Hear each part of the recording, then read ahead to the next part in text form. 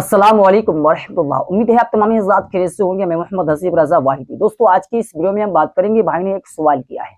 सवाल ये किया है कि जो है क्या जुमा की जो नमाज होती है, उस जो है जुमा की नमाज में, जुमा की नमाज से पहले क्या फजर की नमाज अगर कज़ा हो गई है तो उसका अदा करना क्या ज़रूरी होता है? अगर हम उसको अदा नहीं करेंगे तो क्या हमारी जुमा की नमाज नहीं होगी? कुछ इस तरह से सवाल किया गया है। तो दोस्तों, वीडियो को आखिर तक जरूर वॉच करें और दोस्तों लोगों तक शेयर जरूर कर दें, अपने दोस्तों अहबाब तक। जी हाँ, अगर आप मुसलमान हैं और आपके दिल में एक दूसरे मुसलमान के लिए मोहब्बत है, जी हाँ, सदका जारिया समझकर इस वीडियो को शेयर करिएगा। मसला पूरा क्लियर करते हैं। देखिए, अगर आपने जो है फजर की नमाज नहीं पढ़ी है, आपकी नमाज कज़ा हो गई है, ठीक है। अब आप जुमा की नमाज पढ़ने के लिए जा रहे हैं, ठीक है, मसला समझिएगा।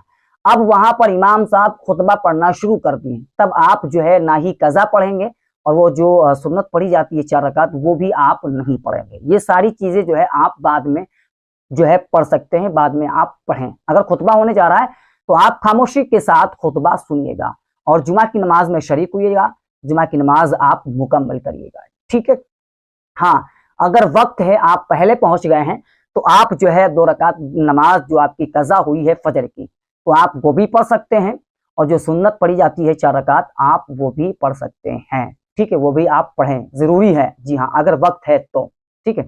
अगर वक्त नहीं है तो आप इसको मौखर कर दें, मतलब आप बाद में पढ़ लें, ठीक है।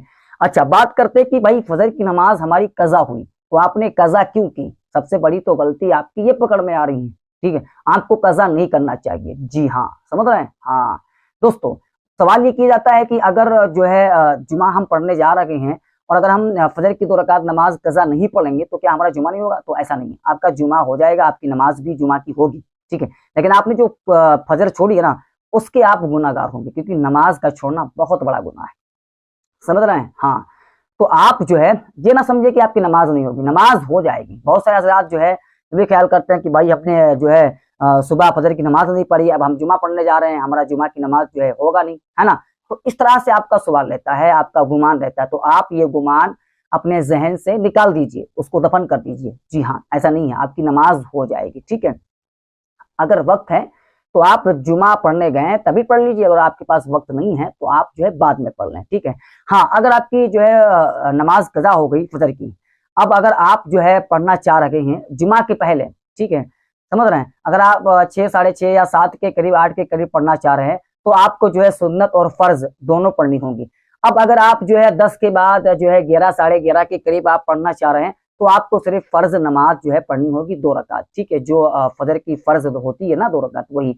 अगर आप जो है चाश्त के वक्त में पढ़ते हैं, ठीक है, तो मेरे भाई यानी चाश्त के वक्त मतलब सुबह, ठीक है, 6, साढ़े 6, 7, 8 के करीब, समझ रहे हैं।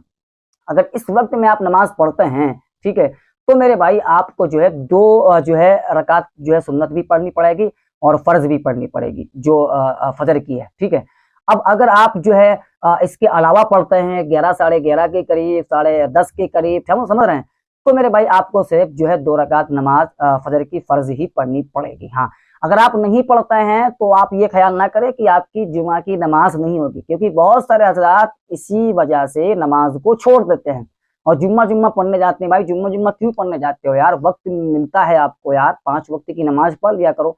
10-5 मिनट लगता है नमाज पढ़ने में। आप अगर काम काज वाले हो तो आप फर्ज पढ़िएगा, नफिल मत पढ़िएगा, ठीक है। और जो सुन्नतें गैर मौक़दा हैं, अगर आप उनको पढ़ना चाहें तो आप जो है पढ़ लें, और नहीं चाहते तो आप छोड़ दें। और जो मौक़दा हैं उनका पढ़ना जरूरी है, समझ रहे हैं। मैं मिसाल के तौर पे आपको बताता हूँ, जैसे कि असर की नमाज कितनी है? 8 रकात है ना। अब इस 8 रकात में 4 रकात नमाज जो सुन्नत है ना, वो गैर मौक़दा है। अगर आपके पास वक्त है तो आप उसको पढ़िएगा, नहीं है तो आप मत पढ़िएगा। फर्ज नमाज पढ़ करके आप चले आइएगा, अपने काम धंधे में लग जाइएगा, समझ रहे हैं। हाँ, तो मेरे भाई आप अगर नमाज पढ़ना चाहें तो बहुत तरीके हैं, और अगर ना पढ़ना चाहें तो कोई भी तरीका नहीं है और ना ही कोई रास्ता है। बहरहाल दोस्तों, हम आप तमामी हज़रात के लिए जो है एक बहुत ही बेहतरीन बालों के लिए ऑयल लेकर के आए हैं। इसका नाम है रोशनी शिफा हर्बल ऑयल। सबसे पहली बात हम ये कर लेते हैं, इसके फायदे क्या हैं। इसका फायदा है कि बाल का टूटना, झड़ना, गिरना, गंजेपन की शिकायत सबको दूर कर देता है। सर में चिड़चिड़ापन है, दर्द है, इंशाल्लाह सब कुछ दूर हो जाएगा। इसको तैयार करने वाले नबी के घराने के, जी हाँ, ये वजीफा किया हुआ तेल है। आप दिए गए नंबर पे हमसे संपर्क करें, बात करें, राब्ता करें। जो भी आपको बात करना डिटेल के साथ आप मुकम्मल बात कर सकते हैं। और मेरे भाई अगर आप जब ऑर्डर करें ना, तब आप एक बार वीडियो कॉल हमसे जरूर कर लें। अगर वीडियो कॉल पे हम आपसे बात करें तभी आप पैसा पे करिएगा, तभी आप तेल मंगवाइएगा, वरना आप तेल मत मंगवाइएगा, वरना आप पैसा किसी को ऐसे मत दीजिएगा। ठीक है। अस्सलाम वालेकुम व रहमतुल्लाह। अगर आपका कोई सवाल हो तो कमेंट बॉक्स में जरूर मालूम करें।